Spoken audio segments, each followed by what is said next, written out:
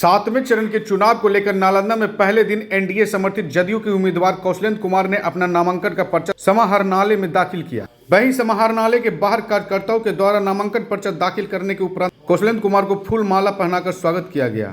वहीं समाहरणालय से पैदल ही श्रम कल्याण केंद्र के मैदान पहुंचे, जहां जन आशीर्वाद यात्रा में कार्यकर्ताओं का आभार व्यक्त किया। इस सभा के दौरान लोजपा रामविलास सुप्रीमो चिराग पासवान ने आशीर्वाद सभा को संबोधित करते हुए कहा कि जब तक चिराग पासवान जिंदा है, न संविधान को खतरा है और न आरक्षण का।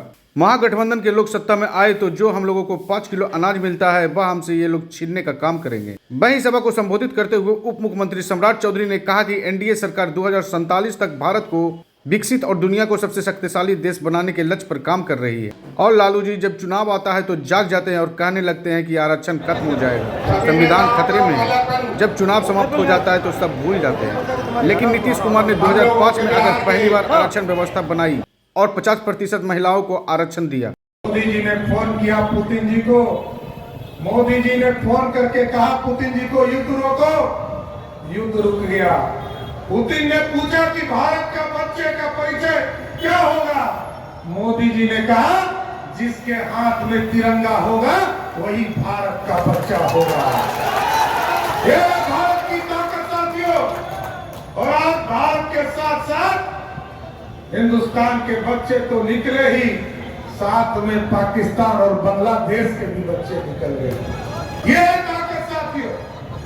और आदरणीय नीतीश कुमार जी के नेतृत्व में 2005 से बिहार में सरकार चल रही है साथियों। और आपको याद होगा जब चुनाव आता है तो लालू जी कहते हैं और कहते हैं आरक्षण खतरे में है, आरक्षण खत्म हो जाएगा, संविधान खतरे में है। चुनाव खत्म होता है, सब आरक्षण उनका समाप्त हो जाता है। लेकिन जब चुनाव आता है तो लालू जी को जरूर याद आता है। इसके लिए धन्यवाद देता हूं। कोई आरक्षण नहीं था। 1990 से लेकर 2005 तक बिहार में राष्ट्रीय जनता दल और जनता दल की सरकार चली। न पिछड़े को, न दलित को, न महिलाओं को आरक्षण था।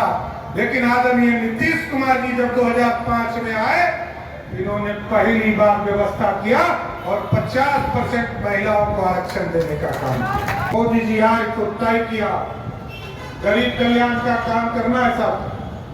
2014 में मोदी जी ने कहा कि हम गांव-गांव बिजली पहुंचाने का काम करेंगे।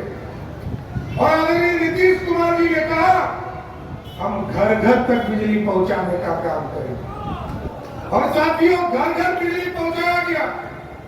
और अब मोदी और नीतीश ने कहा है इस बार मतदान कीजिए, सोलर युक्त बिजली देकर गरीबों के घर के बिजली को ही जीरो, बिल को ही जीरो करने का काम करें। और सभी लोग, सभी तो यहाँ पर नेता बैठे हैं, हम सभी लोगों के उम्मीदवार आदरणीय कौशलेंद्र जी को जिताइएगा ना? पक्का हाथ उठा के बोलिए, बोलिए भारत माता की, भारत माता की।